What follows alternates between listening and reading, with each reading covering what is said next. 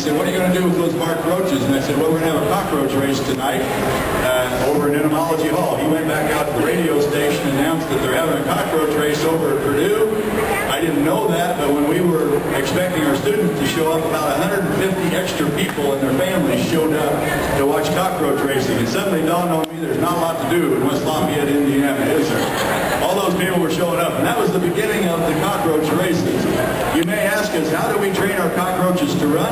It's very simple. You see, every year before we do the cockroach races, we turn our graduate students and a batch of cockroaches loose in one room. The graduate students try to stomp the roaches. Any roaches that are running at the end of the stomp then go into our racing and breeding stable, and the graduate student who stomped the most roaches gets an assistantship for the year. So it's incentive on both parts. So we have the fastest racing roaches you can possibly imagine that we've brought down today.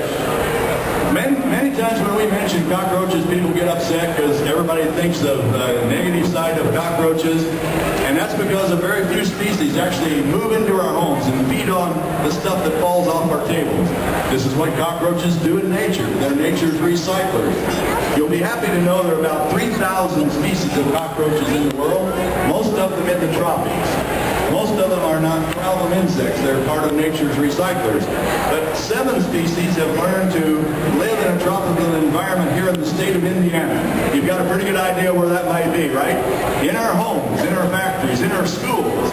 The only tropical environment we really have in Indiana, so they live inside in that sort of an environment. And we call them pets.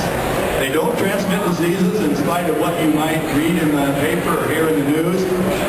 The research they talk about shows if you put a cockroach on a plate of bacteria and then put them on another plate, sure, they'll be on their feet and go over to the other plate.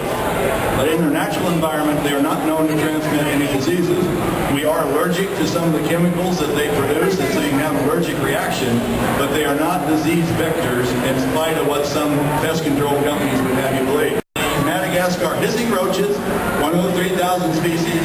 The Madagascar hissing roaches are the largest species of cockroach in the world by weight.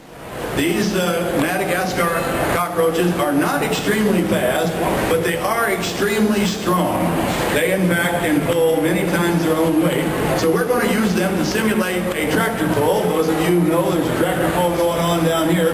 We're going to do it a little different. Nice looking, she's very pretty, and she's fun. In the middle lane, look at Pete. Look at go. Notre Dame on the outside. It is Purdue Pete in the inside. On the outside, coming around, coming the other direction, and the red is Hot to Trot. Hot to Trot is going around the outside. Look at Hot to Trot go. We need